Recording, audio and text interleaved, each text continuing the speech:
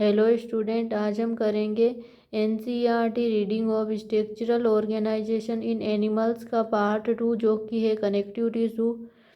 Connective tissue are most abundant and widely distributed in the body of complex animal. जो connective tissue है वो complex animals की body में पाया जाने वाला सबसे अधिक पाया जाने वाला टिश्यू है। They named connective tissue because of their special function of linking and supporting other tissue or organ of body। इसका जो कनेक्टिव टिश्यू जो है, इसका नाम कनेक्टिव टिश्यू इसीलिए है क्योंकि ये बॉडी के जो अदर टिश्यू एंड ऑर्गन है उनको सपोर्टिंग एंड लिंकिंग में हेल्प करता है। They range from soft connective tissue to specialised type which include cartilage, bone, adipose and blood. जो कनेक्टिव टिश्यू है इसके कुछ एग्जांपल्स है जो कि है cartilage, bone, adipose and blood. In all connective tissue except blood the cells secrete fibres of structural protein called collagen and elastin. जो connective tissue है, सभी जो कनेक्टिव टिश्यू है वो फाइबर सिक्रीट करते हैं ब्लड के अलावा, जो कि स्ट्रक्चरल प्रोटीन से बने होते हैं। Fibres provide strength, elasticity and flexibility to the tissue. जो फाइबर्स होते हैं वो strength, elasticity and flexibility provide करते हैं टिश्यू को। These cells also secrete modified polysaccharides which accumulated between cell and fibers and act as matrix और ground substance। और जो कनेक्टिव टिश्यू की जो सेल्स होती है वो मॉडिफाइड पॉलीसेकेराइड सिक्रीट करती हैं, जो कि सेल्स जो होती है कनेक्टिव टिश्यू की उनके बीच में एक्यूमुलेटेड हो जाता है, जिसे मैट्रिक्स या ग्राउंड सब्सटेंस बोलते हैं। Connective tissue are classified into 3 types. जो कनेक्टिव टिश्यू है वो 3 टाइप का होता है: loose connective tissue, dense connective tissue and specialised connective tissue. Loose connective tissue has cells and fibers loosely arranged in semi-fluid ground substance, for example areolar tissue present beneath the skin। जो loose connective tissue होते हैं उनमें sales and fibres जो होते हैं वो loosely arranged होते हैं। एंड इसका एक लूज कनेक्टिव टिश्यू का एक एग्जांपल है areolar tissue. And areolar tissue जो है वो स्किन में पाया जाता है, जो कि स्किन के नीचे पाया जाता है basically. Often it serve a support framework for epithelium. और ये सपोर्ट फ्रेमवर्क बनाता है फॉर एपिथीलियम, क्योंकि एपिथीलियम जो होता है उनके पास कोई ब्लड वेसल्स वगैरह नहीं होती है, तो एपिथीलियल को न्यूट्रिएंट्स, ऑक्सीजन प्रोवाइड करने के लिए इस एपिथीलियल टिश्यू के नीचे हमेशा एक कनेक्टिव टिश्यू होता है, जो कि होता है लूज कनेक्टिव टिश्यू। और लूज कनेक्टिव टिश्यू में भी एरियोलर टिश्यू होता है। It contain fibroblast cell that produce and secrete fibres, macrophage and mast cell.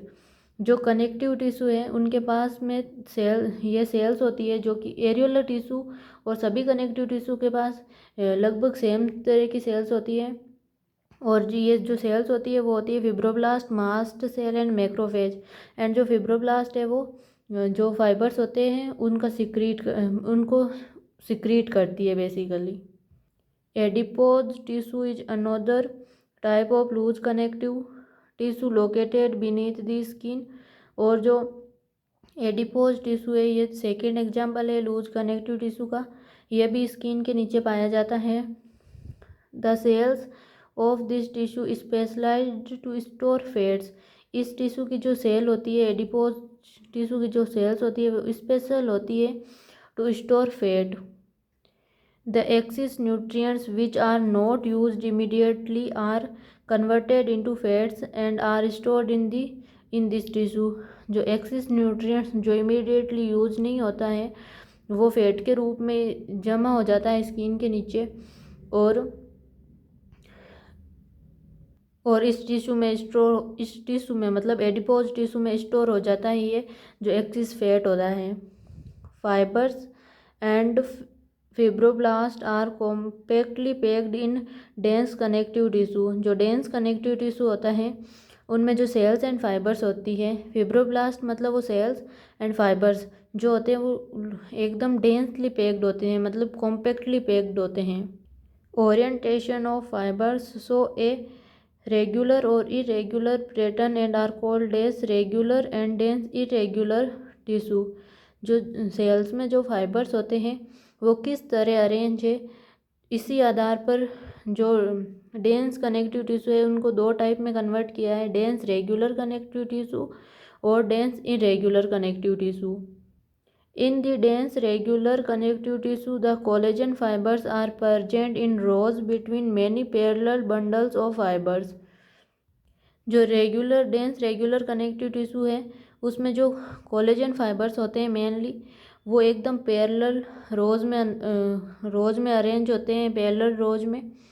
Tendon which attach skeletal muscle to bone, जो इसके टेंडन होता है जो कि एक डेंस इरेगुलर कनेक्टिव टिश्यू है, डेंस रेगुलर कनेक्टिव टिश्यू है। टेंडन जो है डेंस रेगुलर कनेक्टिव टिश्यू है जो कि मसल्स एंड बोन को कनेक्ट करता है। And ligament which attach one bone to another are example of this tissue. जो डेंस रेगुलर कनेक्टिव टिश्यू है उसके दो एग्जाम्पल है, टेंडन एंड लिगामेंट। जो टेंडन है वो bone to muscle to bone को कनेक्ट करता है एंड जो लिगामेंट है वो बोन टू बोन को कनेक्ट करता है। Dense irregular connective tissue has fibroblast and many fibres mostly collagen that are oriented differently. Dense irregular connective tissue में fibroblast cell and other fibres होते हैं जो कि मेनली कोलेजन फाइबर्स होते हैं, वो इरेगुलर पैटर्न में अरेंज होते हैं। This tissue present beneath the skin, this tissue present in skin. ये जो डेंस इरेगुलर कनेक्टिव टिश्यू है वो स्किन में पाया जाता है। Cartilage bone and blood are various type of specialised connective tissue. ये स्पेशलाइज्ड कनेक्टिव टिश्यू के एग्जाम्पल है जो कि ये cartilage, bone and blood. The intercellular material of cartilage is solid and pliable and resist compression. जो cartilage का जो intercellular material जो है वो solid, pliable and resist compression है। Cells of this tissue chondrocyte, जो कार्टिलेज की सेल्स होती है उसको कॉन्ड्रोसाइट बोलते हैं। Are enclosed in small cavities within the matrix secreted by them. जो इस कार्टिलेज की सेल्स जो होती है वो एक कैविटी के अंदर होती है और ये कैविटी इसी मैट्रिक्स के थ्रू सिक्रीट किए जाते हैं। Most of cartilage in vertebral embryos are replaced by bone in adults. जो मोस्ट ऑफ कार्टिलेज होते हैं इन एम्ब्रियोनिक स्टेज वो एडल्ट्स में बोन्स में कन्वर्ट हो जाते हैं। Cartilage is present in tip of nose, outer ear joints between adjacent bone in vertebral column, limbs and hands in adults. ये जो एग्जांपल्स है कि कार्टिलेज कनेक्टिव टिश्यू जो है वो कहाँ कहाँ पे पाया जाता है, ये कुछ एग्जांपल है जो कि इम्पोर्टेंट है, याद रखने चाहिए इसको। Bones have hard and non pliable ground substance rich in calcium salt and collagen fibre which give bone its strength. जो बोन का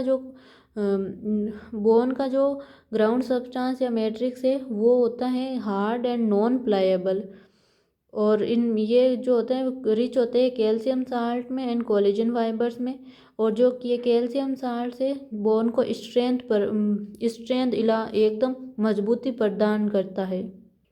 it is the main tissue that provides structural frame to the body. ये जो bone है वो structural frame provide करता है body को। Bones support and protect softer tissue and organ. Bones जो होती है वो सॉफ्टर टिश्यू एंड ऑर्गन को प्रोटेक्ट करता है। द बोन सेल्स ओस्टियोसाइट्स, जो बोन्स की सेल होती है उसे ओस्टियोसाइट्स बोलते हैं, are present in the special space called lacunae. जो ये सेल्स होती हैं ओस्टोसाइट, ये स्पेशल स्पेस जिसे लेक्यूने बोलते हैं उसमें पाई जाती हैं। Limb bone